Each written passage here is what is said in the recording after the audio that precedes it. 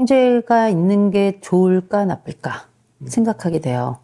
형제가 있는 게 좋다라고 말하는 분은 형제하고 사이가 좋은 거겠죠. 근데 형제가 있는 게 힘들었다 말하는 분들은 형제의 존재 자체가 없어졌으면 좋겠다라는 얘기를 하시는 분들도 계세요.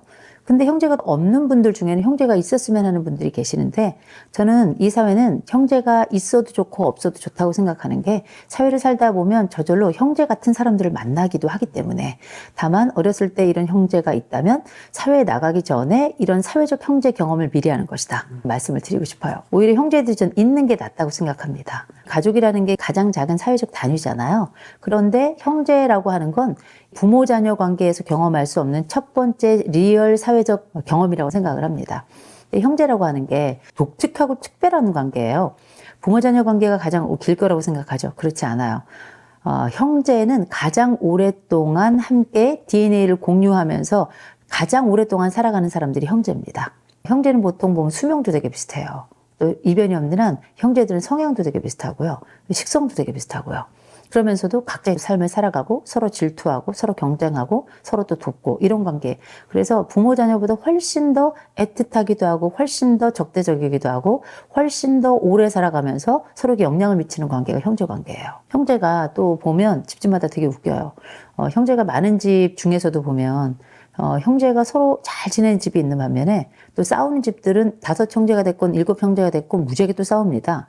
이게 또 일종의 가풍 같은 게 있어요.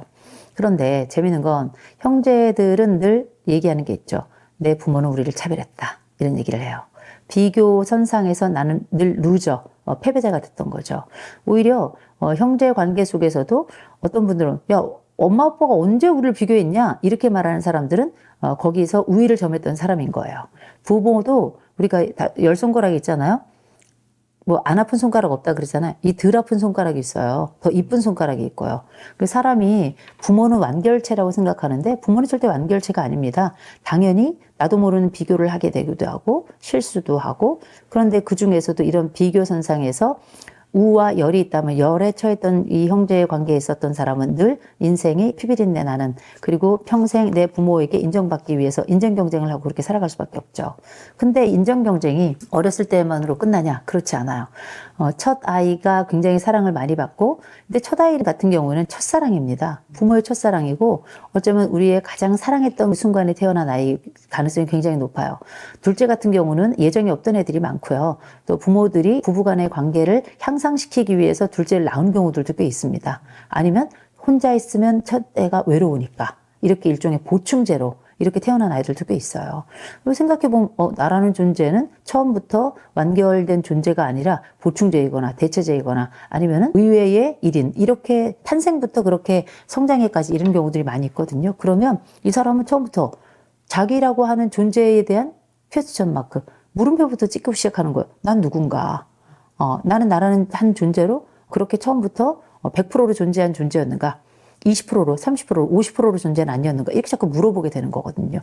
그 질문을 하게 된 데에는 부모들의 그 시선과 부모들의 그 말투, 부모들의 그 손길, 부모들이 가지고 있는 제한된 재화를 가지고 나누는 방식, 이런 것들을 보면 그게 사랑이건 물건이건 음식이건 이게 차별이 느껴지고 차이가 또 느껴지는 거거든요. 근데 부모는 얘기하죠. 야, 우린 똑같이 했는데 네가 그렇게 느끼는 거다. 근데 가만 보잖아요. 이 차별이 있다. 또 차이가 있어요. 그래서 어쩔 수 없이 내가 첫째로 태어났건 둘째로 태어났건 셋째건 넷째건 나만의 형제 관계 속에서 형제가 있다는 건 다른 사람들과 나 사이에 비교점을 반드시 찾을 수밖에 없다. 그런데 그게 차이가 많이 나거나 혹은 순서에서 차이가 나면 나는 이걸 차별이라고 생각을 했던 거죠. 어쨌든 그런 과정 속에서 성장했던 사람들이 나이가 딱 들잖아요. 그러면 예를 들어서 마지가 마지 역할을 제대로 안 하는 순간을 딱 기다렸다가 둘째가 마지 역할을 딱 하면서 인정 욕구를 충족시키는 경우도 있고요.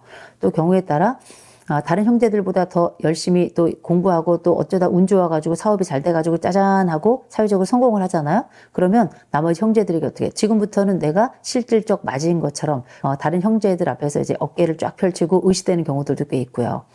또 경우에 따라서 잘 나가던 어떤 형제가 딱 망하잖아요. 나도 모르게 고소한 다른 친구가 안 되잖아요. 은근 고소해. 겉으로 말 안 하지만 형제가 좀 안 되잖아요. 안타까운데 은근 고소해. 왜냐면 내가 제일 잘 나가야 되거든요.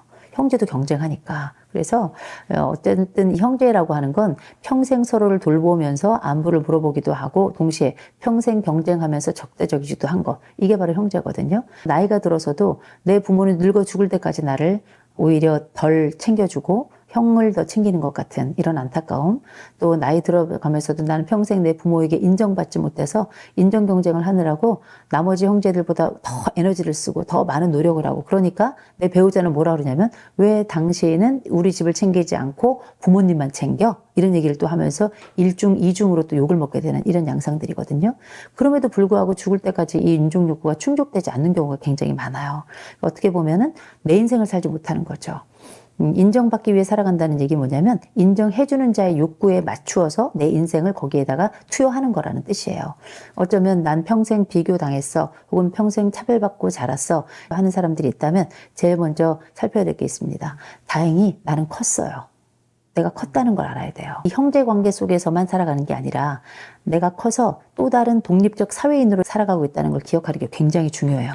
그런데 이상하게 우리가 복귀 효과라는 게 있어요. 복귀 효과라는 건 뭐냐면 마치 나와 살고 있던 남편이 시가에만 딱 가면 갑자기 아들이 돼서 하루 종일 누워서 애처럼 굴면서 잠만 자. 이건 뭐냐면 다시 그 현장에서는 아들의 역할로 돌아간 거예요.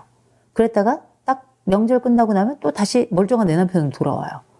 거기서는 왜 그랬어? 하고 막 이렇게 막 싸우는데 이 사람은 늘 해왔던 그 역할을 본능적으로 찾아 들어가서 했던 것 뿐이에요. 그랬다가 밖에 나오면 다시금 내 역할로 돌아온 거고요. 형제도 마찬가지예요. 그 집 안으로 들어가면 다시 또 난 둘째가 되고 셋째가 되고 장남이 되고 이렇게 되는 거거든요. 그랬다가 나오면 난 또 다시 사회인으로서 그렇게 또 살아가고요. 보통 그 집 안, 원래 내가 있었던 1차 환경 속으로 되돌아가면 이런 복귀 현상이 일어나면서 내가 2차적으로 형성하고 더 큰 규모로 나를 만들었던 이 역할을 잊어버리게 되는데, 그래서 우리가 조망이라는 걸 해야 돼요. 아, 내가 사회인으로서 밖에 나가서 이 역할하고 거기 가서는 다시금 둘째 역할, 셋째 역할을 할 수 있는데 이제는 어른으로서의 역할을 해야 되겠다. 성인으로서의 역할을 해야 되겠다. 둘째 역할이 아니라 그냥 한 아들로, 한 딸로 역할을 해야 되겠다. 이 생각을 하셔야 되는 게 되게 중요해요. 근데 되게 어려워요. 어렸을 때부터 우리가 이제 그 역할에 끼워 맞춰져 있었기 때문에 다시금 그 장면에 가면 딱 다시 그 역할에서 그 자리에 가서 그 역할을 해야 될 것 같거든요. 안 해도 돼요.